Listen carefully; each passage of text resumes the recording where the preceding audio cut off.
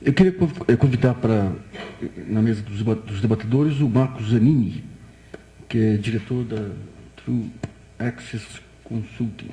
E eu tenho uma questão que já, como aqui é tudo em tempo virtual, aqui, que já foi colocado lá pelos leitores do blog, que é o seguinte: a exigência da certificação digital para entrega de obrigações acessórias gera mais um custo excessivo ao contribuinte.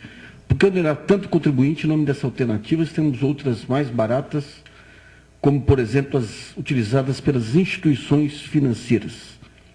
E a segunda questão é que a certificação digital acaba criando um novo problema, pois se um contribuinte possuir o certificado e o mesmo vence, e em razão da alteração do contrato social não consegue renová-lo devido à burocracia exigida, então o contribuinte, mesmo com obrigação acessória pronta para entrega, acaba sendo penalizado, porque não consegue entregar sem o certificado digital que não foi renovado devido a problemas de sua renovação. Então, como solucionar esse problema?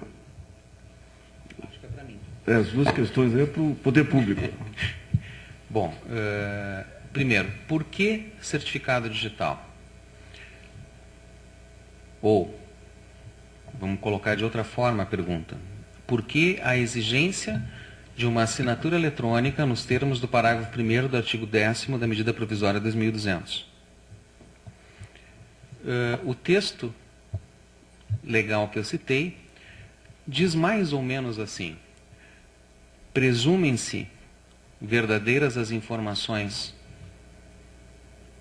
contidas em documentos eletrônicos assinados desta maneira, nos termos do Código Civil. Nós estamos falando aqui de um documento chamado nota fiscal, que substitui a nota fiscal modelo 1 ou 1A. Vamos então comentar um pouco o que é esse documento. Esse documento é um cheque contra o Estado. Ele destaca uma quantidade de imposto que deverá ser recolhido por aquele emitente.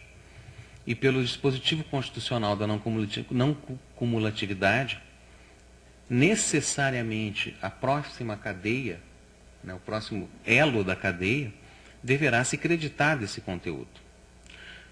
O fisco, então, precisa se resguardar quanto à veracidade e quanto a... Ou, vamos colocar de uma maneira um pouco diferente, tentar dificultar as fraudes que podem acontecer nessa emissão de um documento eletrônico. Qual é o problema? O problema é alguém gerar uma nota fiscal eletrônica e dizer que foi emitido pelo outro. E a partir daí o fisco vai estar com um problema na mão dizendo quem é que fez a fraude, o que emitiu, ou o que recebeu, ou algum, né? Então, dentro do arcabouço legal brasileiro, quem dá essa segurança é a assinatura digital dentro da infraestrutura de chaves públicas brasileira. E aqui eu já vou fazer o gancho para a segunda pergunta. Analisar se essa questão que ele coloca aqui, da alternativa das instituições financeiras, explicar o que é uma e outra aqui, o custo de uma e outra e o inconveniente. Eu até esqueci isso, obrigado. A alternativa das instituições financeiras, eu suponho que seja usuário e senha. Né? Bom, usuário e senha, nós estamos jogando para quem detém essa informação de que esta senha corresponde a esse usuário, a responsabilidade pela manutenção desse banco de dados e o comprometimento com a veracidade daquela informação. Então, nesse caso, estou analisando usuário e senha, não sei se foi essa a intenção da pergunta. Também não sei. Tá? Nesse caso, pode-se questionar juridicamente, tá, sim, porque quem detém a informação de usuário e senha também é a Secretaria da Fazenda, não é um terceiro confiável. Né?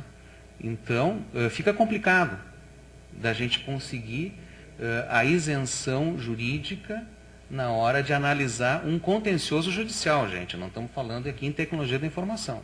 Né? A nossa ótica é um contencioso judicial. E nós analisamos, né, continuando, né, nessa mesma resposta,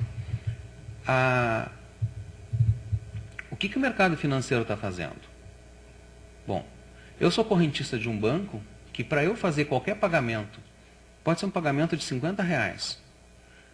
Eu vou lá no banco, entro com a minha senha, com teclado virtual, etc. e tal, e ele diz, legal, agora digite aqui o código de liberação que eu acabei de enviar para o seu celular. que eu cadastrei numa outra operação prévia. Então, essa é a segurança que os bancos estão implementando. Outros bancos estão migrando para assinatura em certificação digital. Então, o mercado financeiro também está se cercando ou de coisas que levam mais tempo, como esse exemplo que eu citei, da transmissão de um código de liberação via uma mensagem SMS para o celular do correntista, ou da própria certificação digital, que é a opção adotada pelos fiscos. Então, eu vou usar a pergunta para dizer, gente, nós estamos fazendo exatamente o que o mercado financeiro está fazendo. Né? Minha ótica de vida, minha ótica. Né? E enganchando nisso, né, o problema... Pode repetir, por favor, a pergunta? Diz que a certificação digital acaba criando um problema. O contribuinte possui o certificado e mesmo vence. Em razão da alteração de contrato social, não consegue renová-lo devido à burocracia exigida. Então, o contribuinte, mesmo com a obrigação acessória pronta para a entrega, acaba sendo penalizado porque não consegue entregar sem o certificado digital que não foi renovado devido a problemas de sua renovação. Aí. Bom, aqui nós estamos identificando um problema de processo dentro da maneira como os certificados digitais são emitidos no Brasil. Não é um problema jurídico da utilização do certificado digital ou da menor segurança de uma outra forma de autenticação. Tem dois possíveis caminhos para nós respondermos isso aí. Né? Certamente o ITI se preocupa com esse fato também, acho que o nosso amigo Renato mais tarde vai ter oportunidade de abordar isso aí. Então, falando especificamente do processo de renovação, por que ele é demorado, por que não é demorado, e eu vou tangenciar essa resposta, né, deixando que o ITI depois apresente as suas razões de uma maneira muito mais própria do que eu poderia fazer. E o outro ponto é, puxa, nós estamos falando aqui de uma obrigação para operar. Né? E existem obrigações para qualquer coisa. Se eu perder a minha carteira de motorista, eu vou levar 5 dias sem poder dirigir, porque é o tempo que vai levar, em média nos estados, para chegar a carteira de motorista para mim. Né? Se eu deixei o meu certificado vencer porque eu não me mexi a tempo, eu não preciso esperar uma semana antes de vencer, eu posso ir lá 1 mês ou 45 dias antes, esse certificado vale por 3 anos. Né? Pode muito bem 120 dias antes do vencimento ir lá e solicitar outro certificado. Né? É só uma questão de... Então, são duas respostas. Primeiro, por que o processo é demorado? Bom, isso não cabe a mim discutir. Cabe a mim discutir ou sugerir, né? Puxa, um pouquinho de adiantamento na posição resolve o problema. Bom, passo a palavra então ao Marcos Zanini aí para as considerações gerais aí sobre o que foi apresentado. Bom dia para os que eu conheço, meus amigos que estão aqui, bom dia para os que eu não conheço, prazer, meu nome é Marcos Zanini, sou diretor da Truaxis Consulting, é uma empresa do Grupo TBA, um grupo de Brasília. Bom dia e parabéns à mesa, muito boa a explanação, acho que bastante consistente. A Truaxis hoje já participou da implantação de 15 projetos de nota fiscal eletrônica, em quase todas, acho que em todas citadas aqui, e a gente viu várias coisas. E essa última discussão, se me permite, do certificado, é bem procedente. Eu acho que a gente falou aqui o tempo todo, o Vinícius falou muito da dificuldade das empresas com a certificação digital. Isso realmente hoje é um campo desconhecido da maioria das empresas. Eu diria que o setor financeiro já tem uma expertise nisso, porque já trabalha há alguns anos, mas no ambiente de indústria e comércio e serviços, isso é uma grande novidade. Né? E é uma novidade, na minha opinião, que ainda falta informações. Então, hoje, realmente, os bancos estão migrando para a certificação digital, porque é uma forma de dar validade legal ao acesso, né? E muito mais do que isso, tirar a responsabilidade de ser o fiel depositário da senha nossa hoje, né? Então, hoje, quando você se autentica no Internet Banking, com o seu nome e com a sua senha, o banco tem a sua senha lá para que seja feito o batimento. Então, eventualmente, numa fraude eletrônica, você pode alegar juridicamente de que, como o banco também conhece a sua senha, não obrigatoriamente o vazamento saiu de você, pode ter saído do banco. e aí já existe jurisprudência que dá ganho de causa para o cliente. A certificação digital tira essa responsabilidade do banco, uma vez que o certificado está de posse do usuário e existe um terceiro, né, que certifica que aquilo é quem está dizendo que é, né? E aí o banco tira a responsabilidade de ser o fiel depositário daquela senha de acesso. Então eu acho que o usuário ainda tem pouco conhecimento nessa mudança de paradigma, né? Ele passa a ser sim o responsável pelos acessos dele e ele precisa responder legalmente por isso. Acredito que as secretarias de Fazenda adotaram o certificado digital para dar valor legal ao documento, né? Não existe nenhuma mudança na legislação que instituiu a nota fiscal eletrônica, a não ser que o certificado digital que dá valor legal a esse documento eletrônico.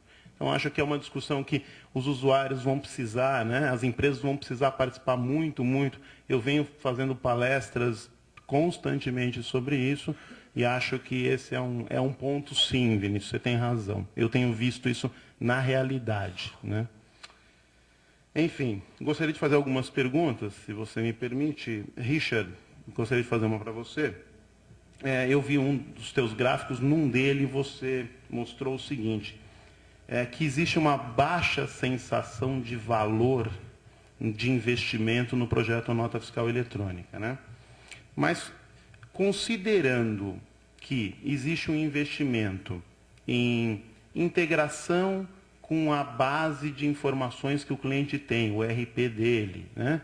Existe um investimento em segurança, na guarda do certificado. Existe um investimento em compliance dos documentos. Hoje eu tenho percebido nos projetos que, muito mais do que emitir a nota fiscal, os sistemas de geração de nota fiscal eletrônica, eles fazem um compliance tributário. Se está certa a alíquota, se não está, o Estado que vai ter um incentivo XYZ, enfim. Existe uma verificação daquele documento para ver se ele está ok. Existe a parte de armazenamento, né? Estamos trocando aqueles galpões gigantes lá. Um cliente nosso que nós implantamos, um fabricante de cigarro, falou para mim que ele emite 1 milhão de notas fiscais por mês e ele aluga um galpão novo a cada 3 meses. A cada 3 meses ele aluga um galpão para guardar as notas fiscais por 5 anos mais um. Então, hoje virou um armário. Ele tem um armário mais ou menos do tamanho dessa porta aqui, né, que é um storage que ele tem dentro do CPD dele, onde ele armazena todas as notas. E como o Vinícius falou, quando ele quer procurar a nota fiscal do dia 23 de março de 2002, ele vai lá, dá um search, traz a nota e acabou, né? Em função de tudo isso, por que você acha que o cliente tem, que ainda as empresas têm essa noção de não importância no investimento? Vamos lá. Eu acho que hoje a questão da importância é um pouco integrada nas empresas, né? Então, o que é importante hoje para uma empresa? Opa, precisamos bater a meta do mês. Precisamos reduzir custo, né? Então, eu acho que o projeto, por mais que a importância que ele tenha, não faz com que a empresa pare tudo que ela esteja fazendo na área de TI, na área fiscal, para prestar atenção. E, obviamente, precisa de investimento de tempo nesse projeto, como você mesmo comentou. Enfim, pare tudo para cuidar daquilo legal. Vamos estudar, vamos chamar um desenvolvedor de certificação, vamos chamar o cara de consultoria para alinhar o meu processo, a solução de contingência, vamos dar uma estudada. Quer dizer, eu acho que em função desse... E não existe uma conta ainda formada, não existe uma fórmula. E como é que você acha que a direção deve pedir? Como é que é? Quanto que eu vou reduzir? E a pessoa tenta fazer a conta, né? O executivo tenta fazer a conta, colocar no papel. Ah, legal, em 3 anos, mas aí para ele fazer essa conta, né, ainda é meio complicado. Quanto é que ele vai reduzir? Alguém sabe responder? Em 3 anos, quanto que eu vou conseguir de redução? Eu acho que a gente que está ligado ao projeto, a gente sabe que o negócio é extremamente positivo.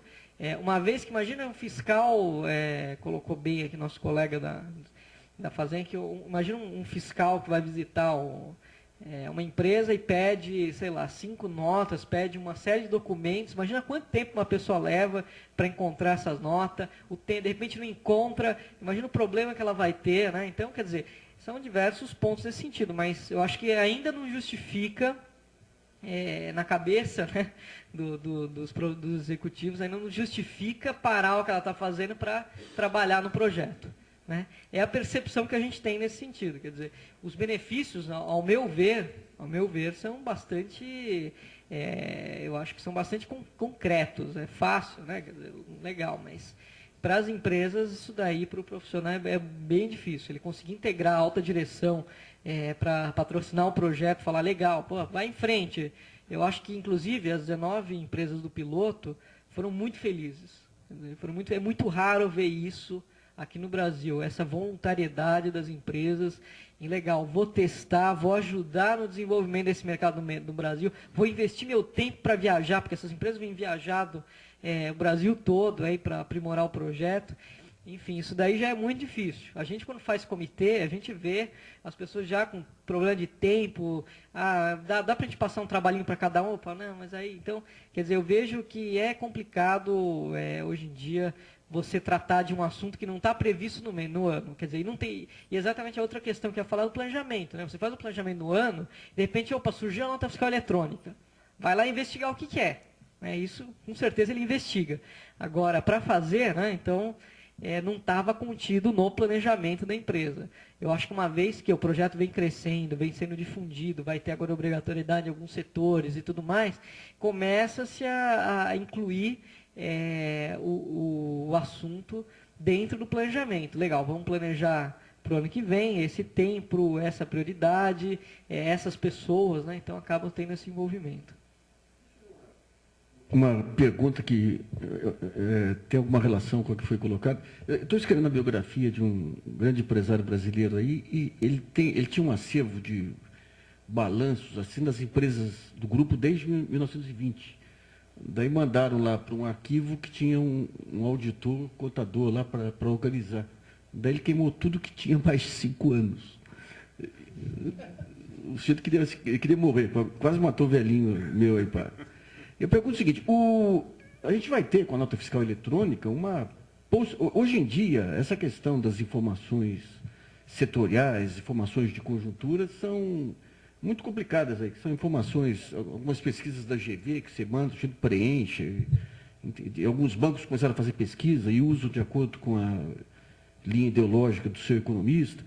Isso aí vai dar uma possibilidade fantástica aí de uma pesquisa de conjuntura econômica, uma sondagem, eu não digo uma sondagem, mas em dados reais aí, de valor agregado e tudo, extraordinário.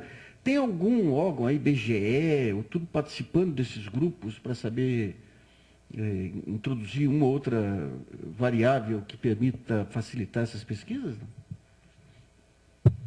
Não? Sobre o desconhecimento, mas só para fazer uma parte sobre a questão da resistência das empresas.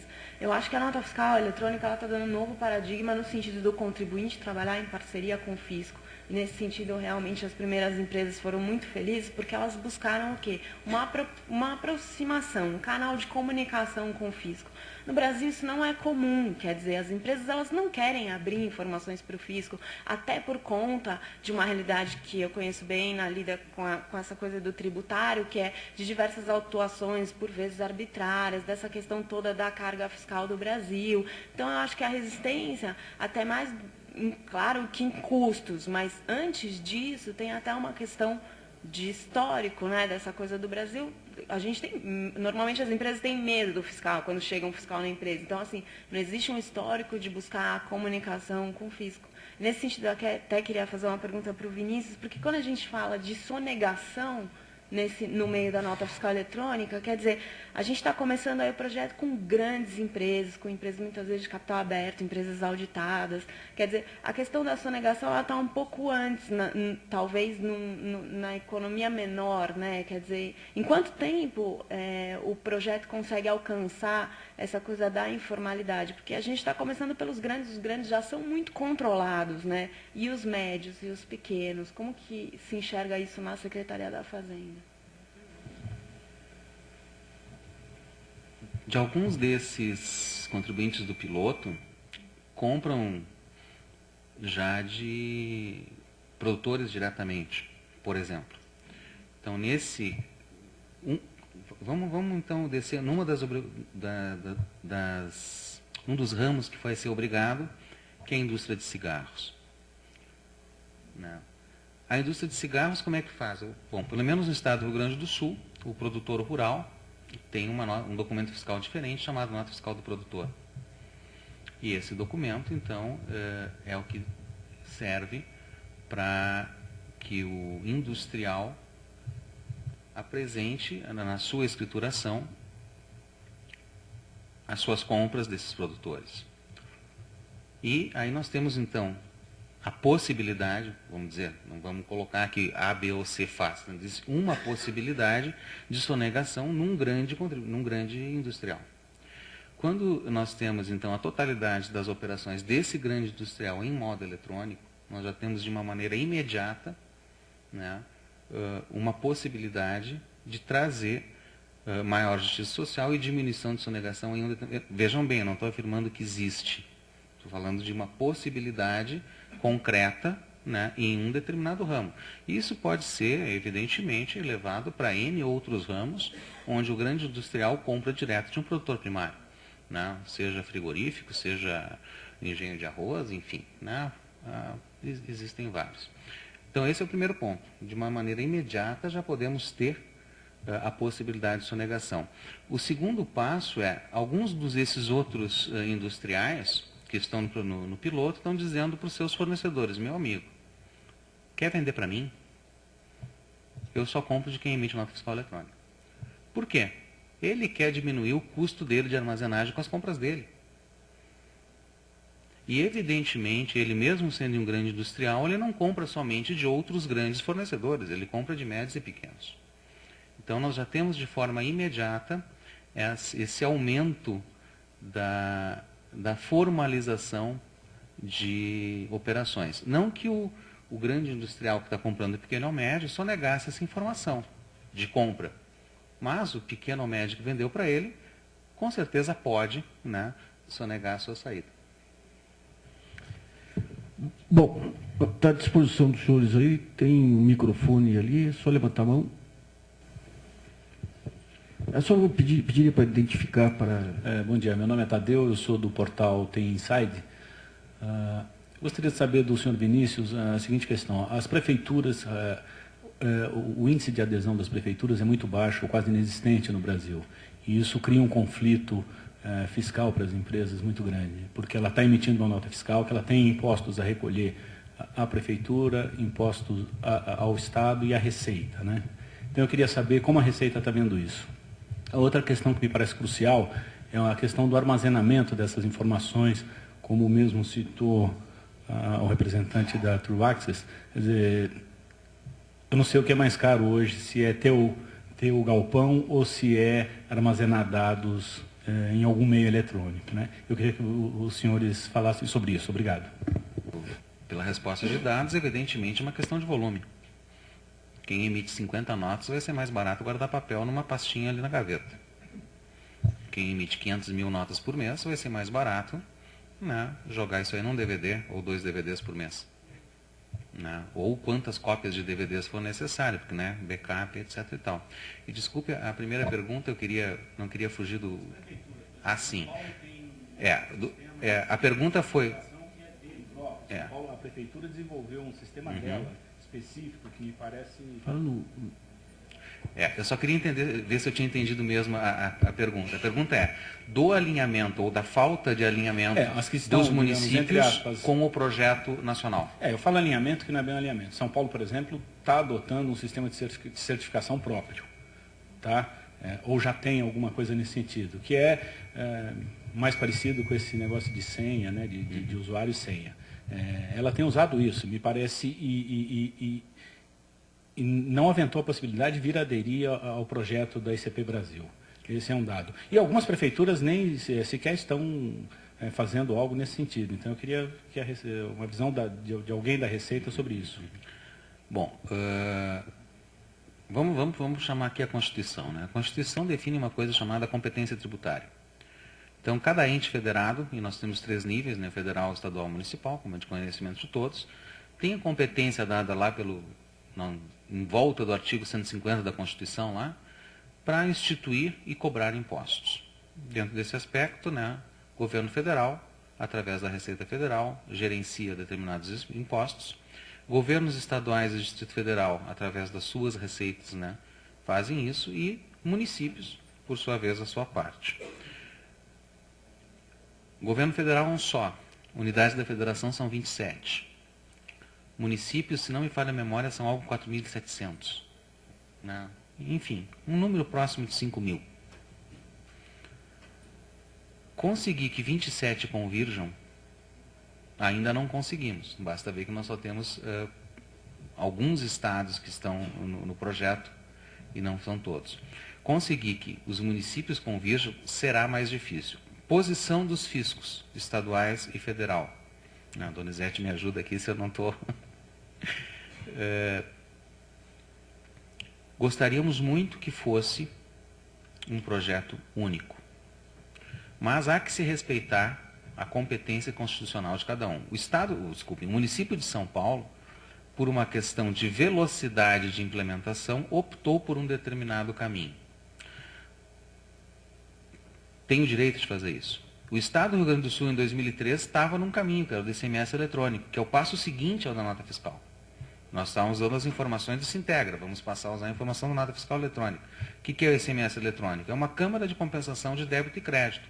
Você só pode utilizar o crédito de alguém que já tenha informado aquele mesmo débito, e isso integrado eletronicamente. Esse é o nosso projeto. Mas, como eu disse, puxamos o freio de mão há 4 anos para esperar que o Brasil caminhe no mesmo sentido. Não que a gente ache que a gente não pudesse fazer, a gente teria a competência constitucional de fazê-lo. A notícia boa é que várias prefeituras de capitais, através da sua Associação das Empresas Municipais de Processamento de Dados, estão se reunindo e estão trabalhando num projeto de nota fiscal de serviços unificado.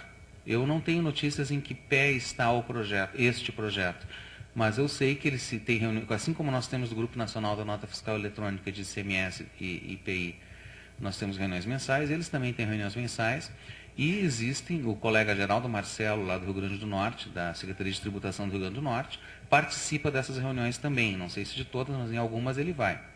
Então, a minha resposta de forma objetiva é, olha, queremos trabalhar juntos, achamos que o caminho é trabalhar junto, mas vamos manter as nossas competências e não vamos nos intrometer no que é o trabalho do outro.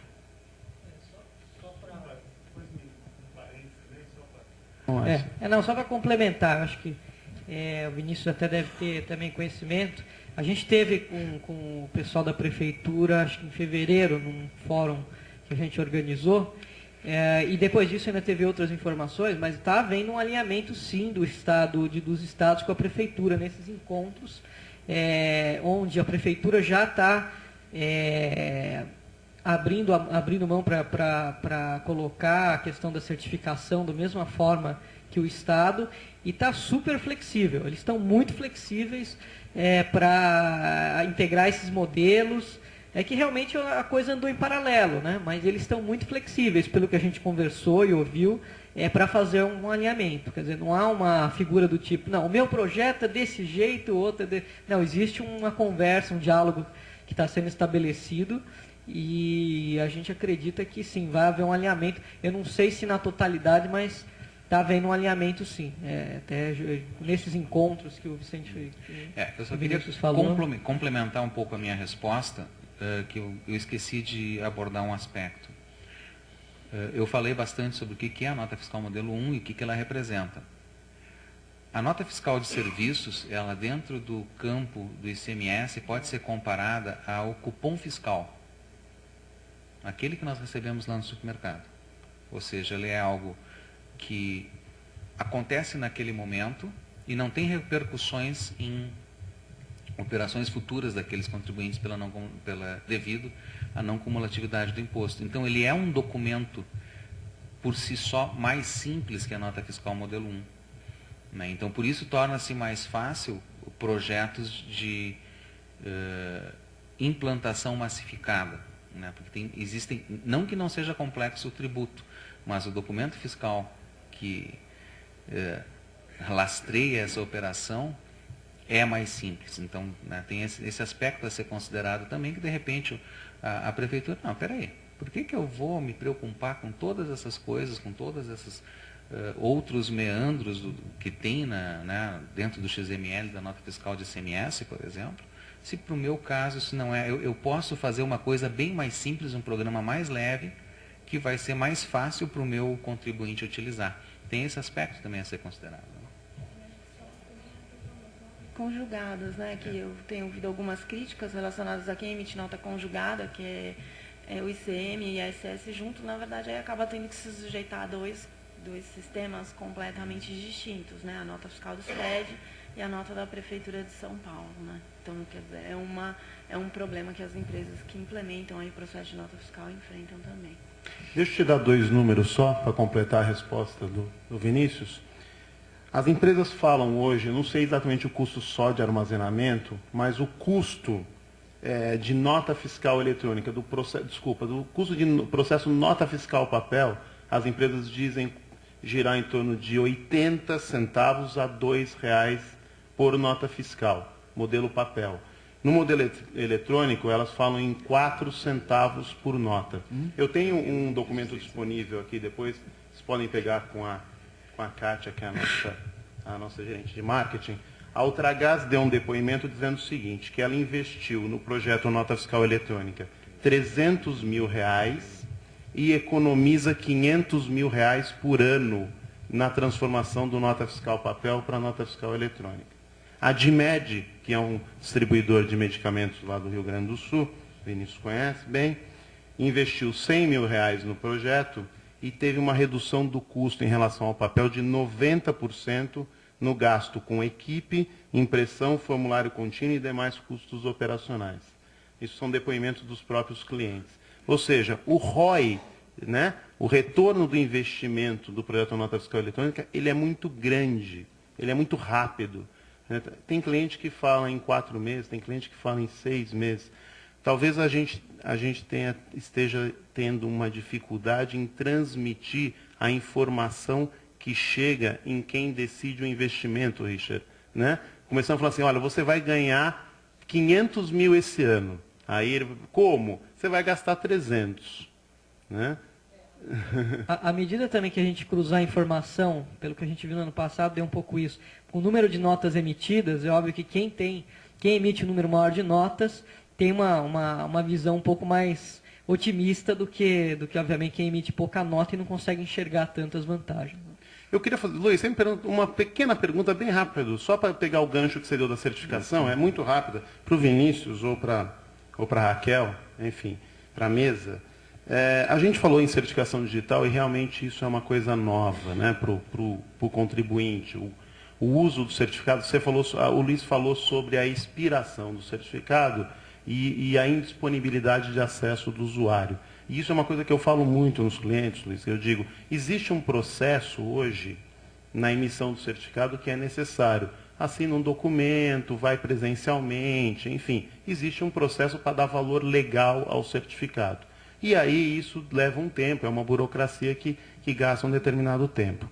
Mas eu verifico hoje que o contribuinte, o usuário, as pessoas em geral, dão muito pouca importância ao certificado, à guarda do certificado, à importância que ele tem, ao valor legal que ele tem. O Vinícius falou, olha, alguém, se não tivesse certificado, alguém poderia emitir uma nota fiscal em nome de outro e a Cefaz teria um problema. Com o certificado, a Cefaz não tem um problema, mas o contribuinte tem. Se alguém pegar o certificado dele e emitir uma nota fiscal em nome dele, ele é obrigado a responder sobre aquela nota fiscal. Okay? Então, a responsabilidade da guarda do certificado, do uso do certificado, ela é uma responsabilidade do usuário que, em quase todos que eu vou, eles desconhecem essa responsabilidade. Eles não sabem, eles pegam... Outro dia o usuário falou para mim, ó, uma empresa enorme, falou para mim que guardava o certificado no disco rígido do servidor. Eu falei, é mesmo? Você tem coragem de fazer isso? Ah, por quê? Eu falei, simples. Peguei um papel em branco, dei na mão dele e falei, assina aqui para mim. Ele, como assim? Assina esse papel em branco para mim? Não, não posso fazer isso. Eu falei, é isso que você está fazendo quando você joga o seu certificado num disco de uma máquina qualquer dentro da sua rede. Né? Então, por que vocês acham que nós podemos fazer ou para que isso mude? O que nós podemos fazer para conscientizar o usuário disso? Bom, estamos falando de mudança de cultura. Né? Todo paradigma novo traz consigo realidades novas e mesmo que ele solucione problemas, né, normalmente outros problemas vêm daí. Aliás, tem dentro da ciência da computação, né, costuma-se dizer computador é uma máquina que foi criada para resolver problemas que não existiam antes da criação do computador. Né? Então, o certificado digital também trouxe consigo novos problemas. E, olha, a sua pergunta é muito boa. Isso é a maneira clássica de dizer, não sei muito bem como responder. Mas, evidentemente, né, nós estamos falando aqui, como eu comecei a resposta, em mudança de cultura. É necessário a educação. E a educação se faz de várias maneiras. Né? Se faz por programas de educação fiscal, por exemplo, onde nós podemos, né, dentro desse aspecto, nós fisco, vamos dizer, né, pegando a resposta à pergunta de forma pessoal, podemos, dentro dos programas de educação fiscal, colocar lá 15 minutos de discussão sobre o que significa o certificado digital. Os bancos certamente vão desempenhar uma função fantástica. Né? Acredito que tem alguém da Serasa aqui, apesar de não ter visto, mas provavelmente tem gente da Serasa aqui na plateia. Olha, como você muito bem disse, os bancos querem implementar a certificação digital no nosso acesso às nossas contas, para que a gente não possa mais botar a culpa deles se alguém roubou a senha. É isso aí. Mas eles também vão ter que fazer uma campanha de divulgação do que significa essa nova responsabilidade, senão vai pegar de novo a ação digital por outro. Não, vem cá, tu fez um contrato leonino, disse que eu tinha que usar isso aqui e agora eu me ralei. Né? Enfim, o processo é de educação. Tanto o poder público, e eu citei aqui um dos entes do poder público, especificamente as secretarias de fazenda, mas evidentemente isso pode ser ampliado para todos os demais, né? Dentro da educação, nós temos aquele projeto muito grande de assinatura digital, e aí tem os reitores, são os reitores que assinam, né? Os reitores, será que eles sabem o que significa aquilo? Né? E os reitores são professores, então eles já são canais naturais de comunicação, e assim nós podemos ficar horas aqui listando oportunidades. Bom, vamos passar... Bom dia, meu nome é Paulo Vasconcelos, sou da Sucre Guarani. Eu compartilho com o Richard a hora que ele coloca a posição das empresas com relação a custo-benefício. O porquê da baixa adesão das empresas na nota fiscal eletrônica. Eu colocaria da seguinte forma: eu entendo até que nós estamos olhando os benefícios de uma forma bastante superficial e olhando muito a ponta de vendas. Da seguinte forma, quais são os benefícios que traz para quem vende a nota fiscal? Vocês falaram em arquivos, citaram a questão papel, porém o grande benefício que eu vejo nisso tudo está no outro lado. Eu até citaria como exemplo o B2B, da qual eu participei bastante em eventos. Eu estive em 98, teve um fórum na CNC, no Rio de Janeiro, onde se falava muito em B2B, em automatizar as empresas, mas pensando única e exclusivamente em vendas. E a realidade que nós estamos vendo hoje é que o B2B trouxe benefícios para as empresas justamente na ponta de compras. E normalmente a gente pensa muito em vender, em olhar para frente, e isso, o que vai fomentar o empresário a investir na nota fiscal eletrônica. O interesse é mínimo. Agora, se eu olhar para a ponta de compras, eu vou ver exatamente como o Marcos colocou, a questão do compliance, gente. Onde eu tenho um grande benefício, o risco de digitação é muito maior, o risco de fraude, enfim, uma série de benefícios que se tem na parte de compras. Entendo que a grande dificuldade que existe é que para implementar a questão do B2B nas empresas é um negócio mais simples. nós estamos falando de duas pontas, uma de compra e uma de vendas. No caso da nota fiscal eletrônica, nós temos um terceiro meio, que é um complicador, que é a Secretaria da Fazenda, Receita. E, por outro lado, o outro complicador que eu vejo, que as empresas vão ter uma adesão muito forte, é que para quem compra, o grande interesse é que haja uma implantação na totalidade. Porque se eu for implementar, como vocês frisaram, ótimo, a partir de janeiro, vai haver no setor de combustíveis e no setor de cigarros. Mas vai atingir muito pouco o meu interesse na ponta de compras. A pergunta que eu gostaria de fazer para a mesa é o seguinte: como implementar na totalidade, inclusive as empresas que participam da associação do e-business, são empresas voltadas para o setor, são empresas de processo, onde se compra muito MRO, muito manutenção, muita miscelânea, na pequena empresa, no pequeno comércio. Como é que vai funcionar essa implementação? Bom, vamos então recapitular alguns pontos da minha apresentação. Eu concordo plenamente, né? Se você lembrar como é que eu comecei a mostrar os benefícios, eu comecei pela ponta do destinatário. Para mim, os maiores beneficiados justamente é o destinatário, né? Mais do que o emitente. A pergunta central aqui que eu estou vendo é como massificar? Né? E eu vou voltar então à minha conclusão. O problema é o credenciamento. Por que nós fomos conservadores na escolha desses dois ramos? Muito simples. Número de contribuintes no Brasil. Né?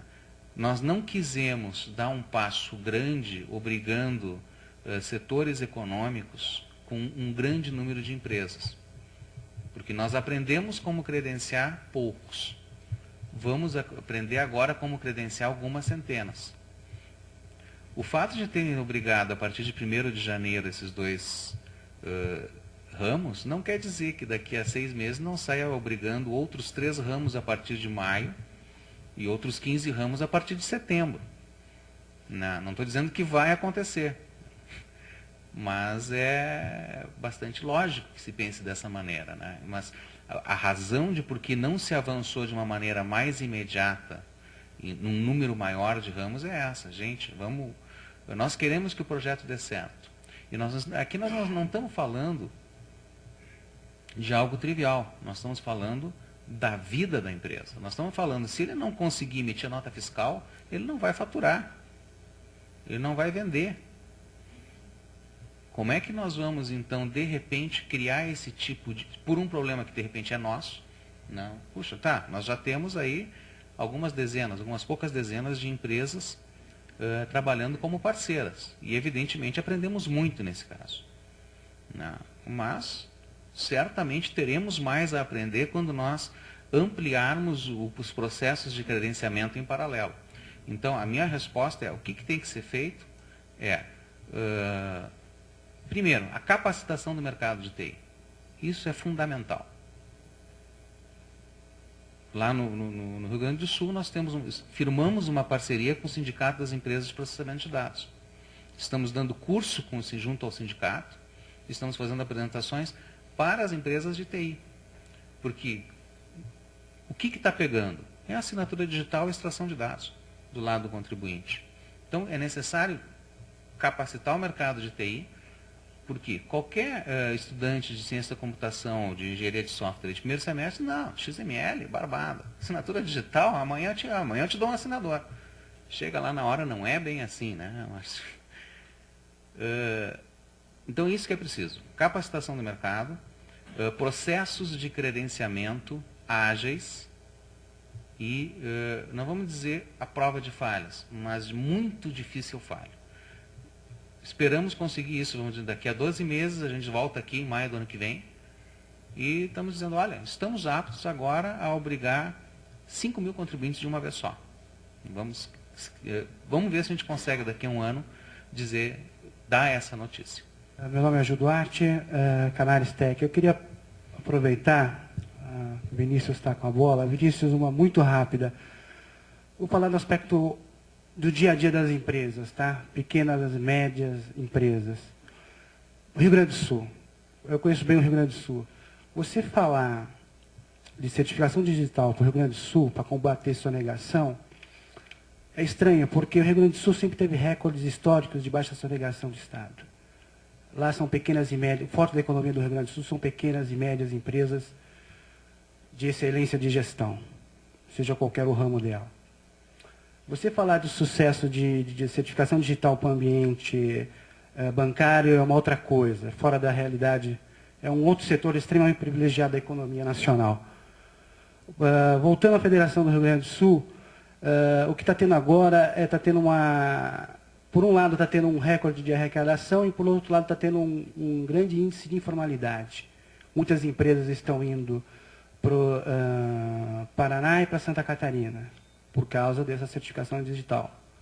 Se você falar de 2009, você ter 10 mil empresas no universo da Federação Brasileira de 1,5 milhão, isso que é? Um PAC digital? No futuro vão ser uma grande potência na questão digital?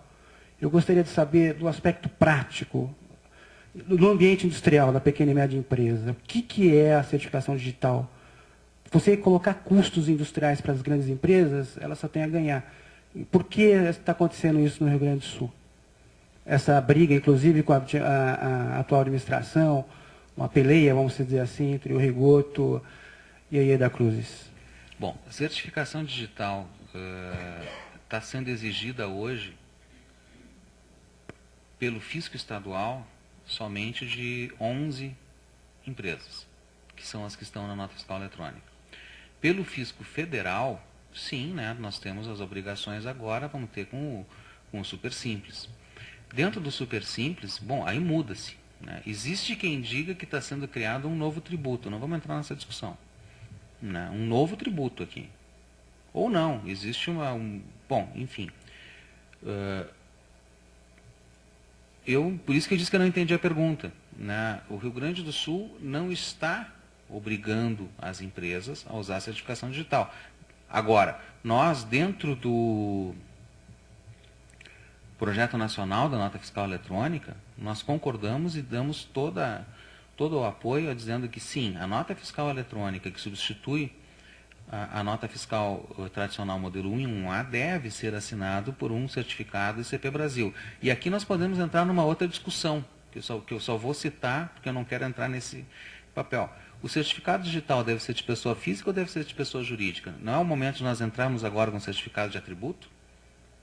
Acho que aqui é uma discussão bastante interessante de ser travada, até para entrar naquilo que o outro colega falou, da parte da dificuldade, desculpa, foi na pergunta pela internet, da dificuldade da renovação do certificado, de quem é que pode fazer, ou que nem o Márcio estava falando, do certificado residente no HD. Né? Então, são aspectos do uso da certificação digital que podem complicar ou simplificar a vida do contribuinte. Quanto à migração das empresas do Rio Grande do Sul em direção aos demais estados, aí é um aspecto que pode ser questionado, não vamos entrar na discussão, está acontecendo, não está acontecendo, o fato que nós, como fisco estadual, temos a obrigação legal de fazermos o que for possível para que o tributo seja recolhido de forma correta. E vamos fazer o que for necessário para isso. Não vamos nos preocupar se com isso nós estamos causando êxodo do Estado. Porque se acontecer no início, depois isso se acomoda e a arrecadação que está batendo recorde, vamos analisar o texto dentro do contexto. Por que está batendo recorde? Será que é porque houve um esforço em função da nota fiscal eletrônica ou porque choveu bastante em janeiro e dezembro e a safra foi boa? O recorde é porque o ano passado teve uma grande seca? Ou o mercado, né? Vamos colocar esse aumento de arrecadação dentro do contexto do que aconteceu. Se nós estamos analisando setorialmente ou estamos analisando o Estado como um todo, qual é a base histórica de comparação? Por isso que entendeu agora que eu disse, não entendi bem a pergunta. Eu vejo várias maneiras de encaminhar uma resposta aqui. Espero ter mais ou menos respondido a tua dúvida. eu estava provocando o secretário da Fazenda de São Paulo, quanto que vai aumentar a eficiência? 10%, 15%. Isso é aumento de carga tributária. Não adianta dizer que é virtuoso ou não, mas isso é em cima do sonegador. Para efeito macroeconômico, para efeito da atividade econômica, é dinheiro que sai do setor privado e vai para o Estado. É aumento efetivo de carga tributária. Mas é uma carga tributária em cima do sonegador, mas aquele dinheiro estava circulando. Estou falando em termos macroeconômicos, não estou falando em termos éticos, julgando quem está para morrer ou quem faz por malandragem, né? Mas então, digamos, esse aumento de carga tributária, se não for visto agora, o governo assumir compromissos aí de redução de alíquotas proporcionalmente ao aumento de eficiência aí, você vai ter um morticínio. Esse câmbio já vai matar já um tanto aí, e essa estrutura de pequenas e... Você tem uma trajetória, digamos, da pequena e microempresa, que ela surge, ela nasce, muitas vezes como alternativa ao emprego, sobe, vai crescendo um pouco, chega um momento em que, para conseguir crescer, ela tem que vir para a formalidade. Eu lembro uma vez que o Banco do Brasil fez um lançamento de microcrédito aí, estava aquela comemoração e estava um vice-presidente lá triste, rapaz. O pessoal entregando lá a primeira microempresa que conseguiu um microcrédito aí. Ele triste, falei, por que você está triste? Falei, porque ele lá, daqui a 3 meses está morto aí, porque vai se formalizar. Então, essa é uma questão que, obviamente, transcende o âmbito dos fiscais e da secretaria, que o objetivo de vocês é aumentar efetivamente a tributação. Mas tem que ser visto concomitantemente, senão nós vamos ter Esse é um país que é complicado, porque quando você pega os diversos governos aí, você pega agora essa questão de câmbio aí, o que está acontecendo, e outras, juros e outras coisas mais, a política aqui, você tem poucos grupos representativos. Então, quem consegue chiar? O mercado é campeão, né? Porque o mercado, o governo começa a dar moleza, até o chapéu do MST na cabeça do Lula, eles usam como álibi para mexer. E a imprensa repercute muito essa questão de mercado.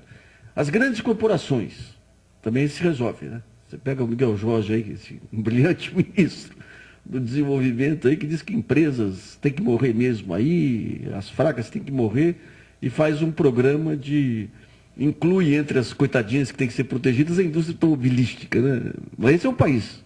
E você tem as grandes centrais sindicais que têm também poder de reverberação aí, então consegue espaço junto. Eu estou falando dos dois governos, hein? Fernando Henrique e Lula, porque o modo político é absolutamente similar nos dois aí, né? Então você tem todo um estoque aí de pequenas empresas, ou no interior, ou nas capitais, que elas vão sobrevivendo nas brechas aí, né? Você tem lá os supermercados crescendo, vigorosamente, matando tudo quanto é concorrente, daí os pequenos conseguem se organizar aqui, e esse fator, essa zona cinza aí, de parte do faturamento sonegado aí, é elemento, a diferença entre a vida e a morte. Então, isso aí, longe de mim voltar aqueles tempos dos anos 80, que se defendia que aqui devia ser que nem o peru, ninguém pagar imposto, não é nada disso. Mas se não tiver uma visão macroeconômica aí, que a Fazenda possa ter aí, se deixar por conta da Receita, está tudo morto, porque a Receita, o papel dela é arrecadar. Pensar estrategicamente não é função dela. Se deixar por conta do planejamento nosso aqui, o ministro lá... Então, se não houver e se deixar por conta da posição política do presidente hoje, dentro desse leque de forças que comanda o país hoje, também não sai nada. Então, acho que é uma questão que tem que começar a ser ventilada aí. Esse aumento de eficiência é mais do que nunca relevante, é papel das secretarias, da Receita aumentar a tributação, mas tem que olhar esse outro lado, porque vai ter um choque fiscal aí de proporções consideráveis. Proporcional ao aumento de eficiência que nós parabenizamos aí todos os fiscos aí. Bom, mais alguma questão? Então nós vamos fazer um intervalo para o almoço aqui, às 3 horas voltamos aí para... Não, desculpe, 13 horas. 13 horas voltamos aqui para a segunda parte do bate-papo. Queria agradecer os palestrantes e os senhores. Muito bom.